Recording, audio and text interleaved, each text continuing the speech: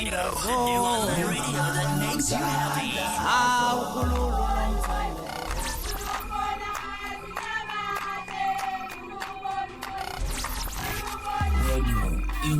Inkezo.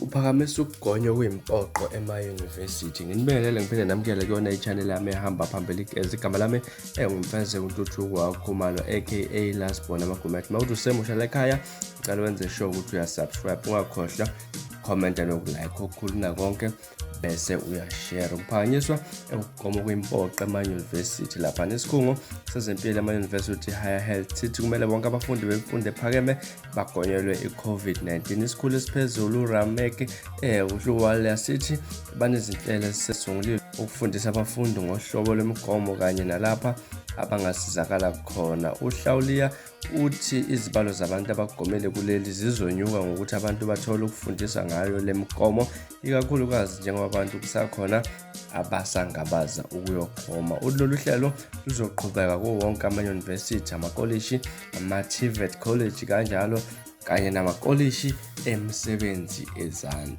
Bafethu indaba ezime kanjalo. Angazi-ke mina ukuthi kuthini mhlawumbe kwakho ukuphawula mayelana nalolu daba. Ngabe useyunivesithi, ngabe usecollege, mhlawumbe kuthini okwakho ukuphawula mayelana nalolu daba lokuthi sokuzophoqeleka ukuthi mangabe umfundi eseyunivesithi noma esecollege athole umgomo. We have to educate our community. We have to make students and young people understand why vaccination, how it can help them, not only help them, but through them, their own families, because they can be the carrier of this virus. And the new variants are showing huge affinity to young people, and they can actually leave it to the vulnerable. So it's not about the young person who is himself or herself at risk to COVID hospitalizations or ICU or death, but also the young person's own responsibility to look after the elderly, because they can be a huge carrier to this virus. So I think it's very sensitive for us to fight hesitancy.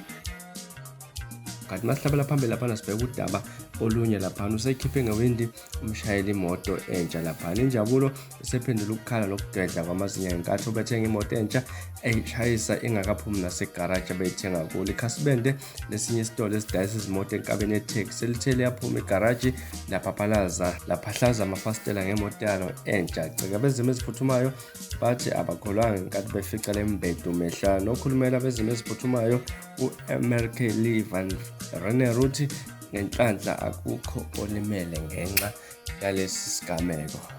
Indaba ezibuhlungu kakhulu ezingane zakwethu ukuthi lapho uthi uyothathele yakhe imoto kuvele kuphenduka amatafula. Ke mina ngifuna ukuzwa ukuthi uPaul uthini ngalolu daba. Hlangana comment section, ungakhohlwa ukusubscribe, ukulike nokushare. Sihlangane kuvideo elandelayo ngesikhathi esilandelayo. Nibe nosuku olumnandi. Ngithanda